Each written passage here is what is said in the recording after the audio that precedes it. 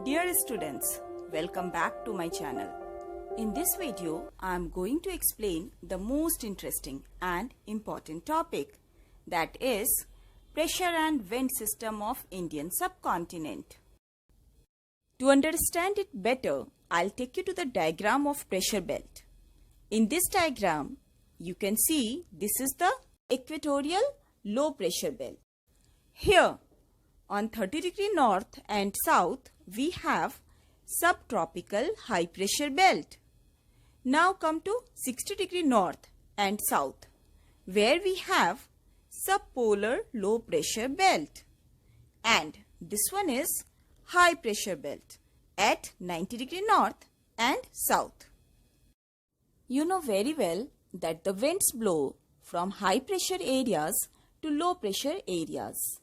So, in the tropical regions, winds blow from subtropical high pressure belt to equatorial low pressure belt in both the hemisphere, whereas the areas between 30° to 60° north and south, winds blow from subtropical high pressure belt to subpolar low pressure belt, and the areas near the poles, winds blow from polar high to subpolar low pressure belt. All these winds are called planetary winds or permanent winds. Now let us see between which two latitudes India is located and the direction of winds that blow here. India is located somewhere here between 8° 4 minutes north to 37° 6 minutes north. Can you tell me in which direction planetary winds blow here? Yes, you are right. It is from northeast to southwest and known as northeasterly winds. These winds blow from land to sea. It should be noted that if the winds blow from land to sea, they contain very less moisture, which causes very less rainfall. Thus, we can say India should have been a dry land or arid land, but we all know it is not so. A very good amount of rainfall takes place in India in monsoon season. Let us see why. The pressure and wind conditions over India are unique. During winter, high pressure area develops north of the Himalayas. Why? Because of the low temperature. As a result, cold winds blow from this region to the low pressure area over the oceans to the south. This much is clear to you? Now, let us see what changes come in the summer season. In summer, a low pressure area develops over interior Asia as well as over northwestern parts of our country due to the high temperature. This causes a complete reversal in the direction of winds during summer. Let us try to understand with the help of a diagram. Here you can see wind blows from high pressure area over the southern Indian Ocean in a southeasterly direction. This wind crosses the equator and turns towards right due to Coriolis force. Do you know what is Coriolis force? Coriolis force is caused due to rotation of the earth. It brings changes in the direction of winds. It deflects the winds towards the right in the northern hemisphere and towards the left in the southern hemisphere. This is also known as Farrell's law. I hope this is clear to you.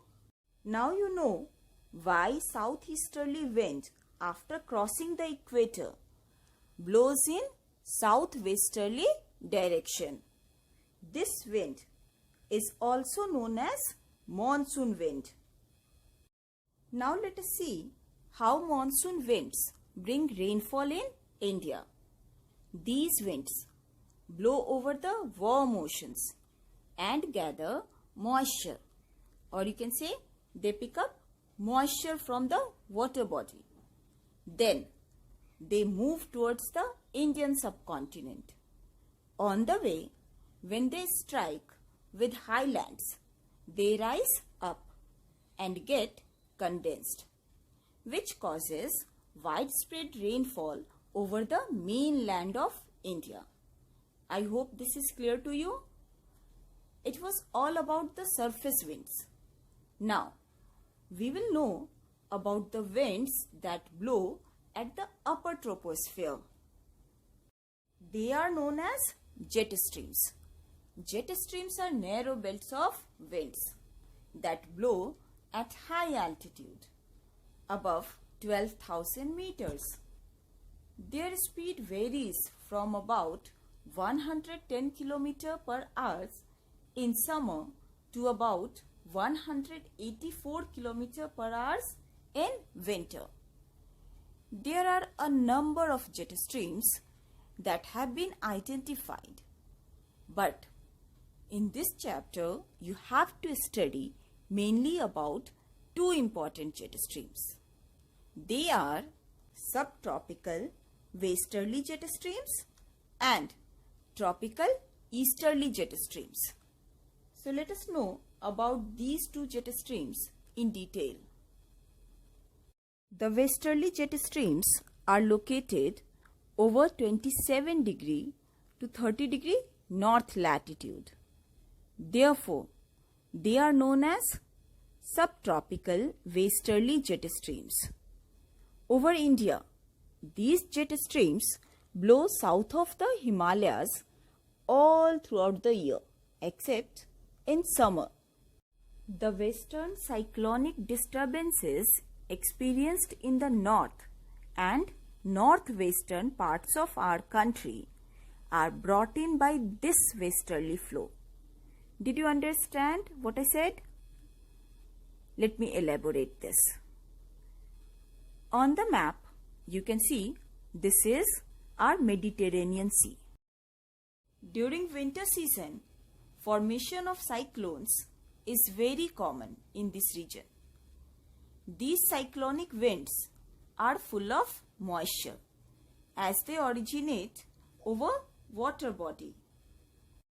They are carried by westerly jet stream in Indian subcontinent and bring rainfall in the north and northwestern parts of our country in winter season. This phenomenon is known as western cyclonic disturbances. I hope this is clear to you. Next one is easterly jet stream. It blows over peninsular India, approximately over 14 degree north during the summer months. You must have heard about the tropical cyclones that originate over the Andaman Sea in the month of October and November.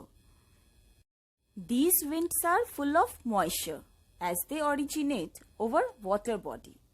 These winds are carried by tropical easterly jet streams in the eastern coastal plains of our country, where they bring heavy rainfall in the coastal regions of Odisha and Andhra Pradesh. That's all you had to study under this topic. In the next video, we will continue with the Indian monsoon. So children, let us end today's class here. Do subscribe my channel and get notifications about upcoming videos. Thank you everyone.